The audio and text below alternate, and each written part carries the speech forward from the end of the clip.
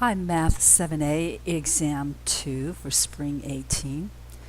We'll do the solution key starting with question number 1. Find the vertex and the axis of symmetry of the graph of the function do not graph. So for number 1, you're given f of x equals 5x squared minus 10x minus 7. We need to first figure out what a, b, and c are, so we're just going to do comparison to the standard f of x equals ax squared plus bx plus c. That gives us a equals 5, b equals negative 10, and c equals negative 7. We know the vertex is the ordered pair xy equals hk, but we have formulas for that. The h coordinate in terms of the variables a, b, and c is equal to negative b over 2a. Then to find the y partner, the k coordinate, we just evaluate f, the given f up here, at the h value that we found, negative b over 2a. So what is negative b over 2a? For these given a, b, and c, we have negative parenthesis negative 10 over 2 times 5, which simplifies to 1.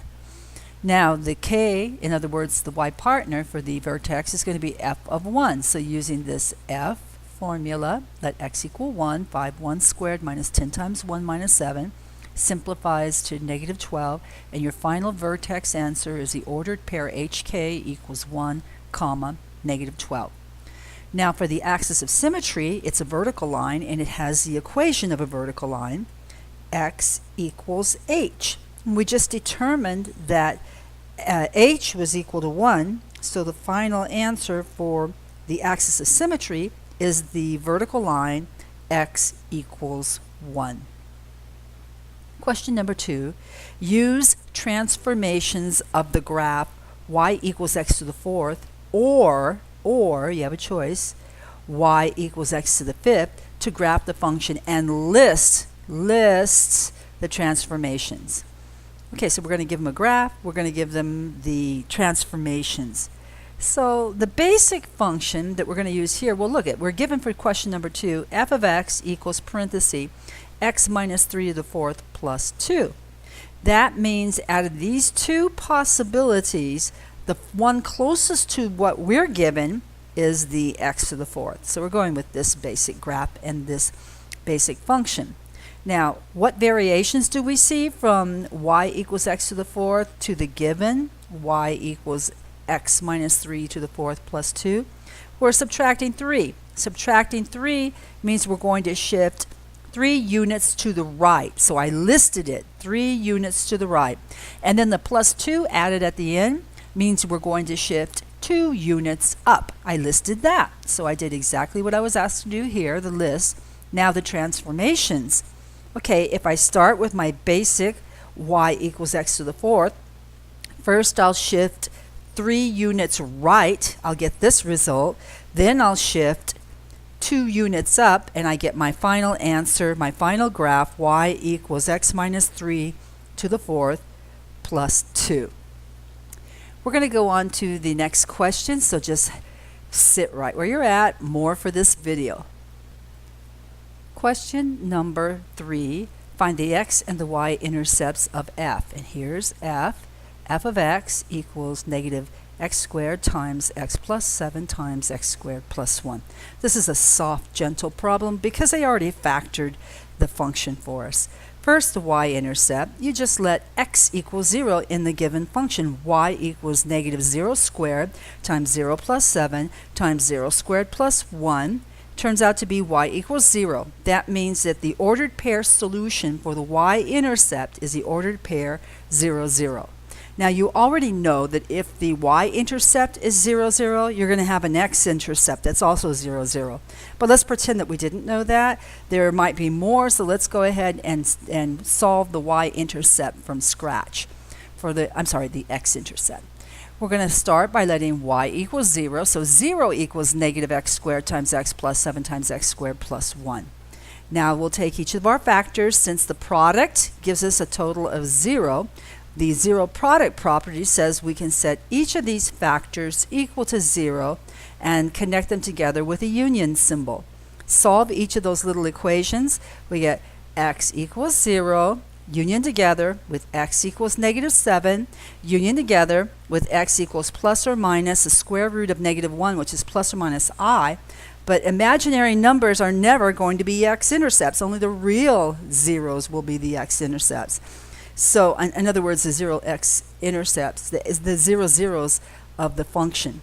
So we're only keeping x equals 0. That gives us the x-intercept 0, 0, which we had expected from this answer.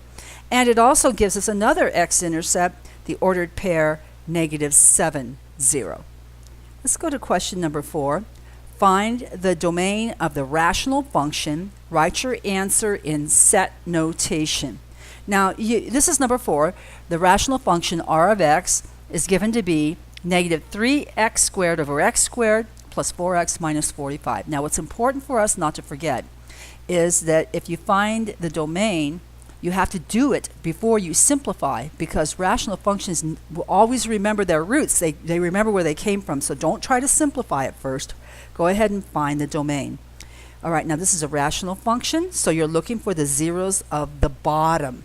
In other words, the x values that make the bottom 0. Those are the guys we do not like, and we're going to throw them away eventually. So we're going to set the bottom equal to 0. All right, that gives us x squared plus 4x minus 45 equals 0. We're going to solve for x. Factor the non-zero side. Set each of your factors equal to 0 here and here. And then go ahead and solve each of those little equations. We get two numbers. We get -9, we get 5. Those are the x values that make the fraction, the rational function, have a 0 denominator. Those are the ones we're not allowed to keep. So the domain, written in the set notation they told us to write it in, set notation, is curly set bracket, all real numbers x, such that x cannot be equal to -9, 5. Question number 5. Use the graph to determine the domain and range of the function. Okay, now we're looking at the picture. And yeah, we have a few asymptotes in there, but let's start with the domain.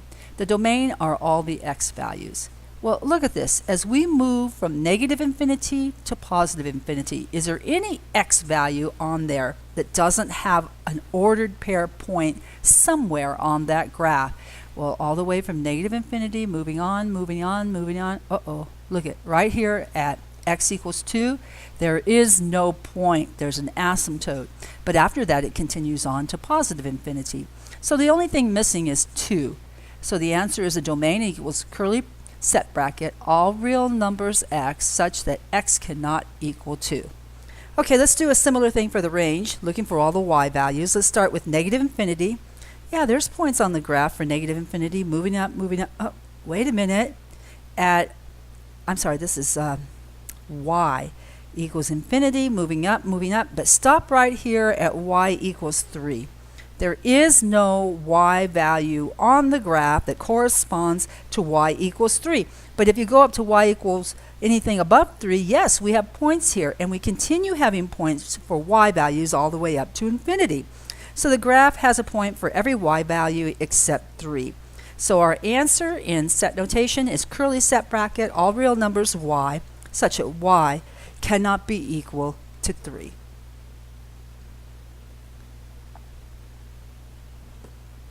And now we'll move on to a new video.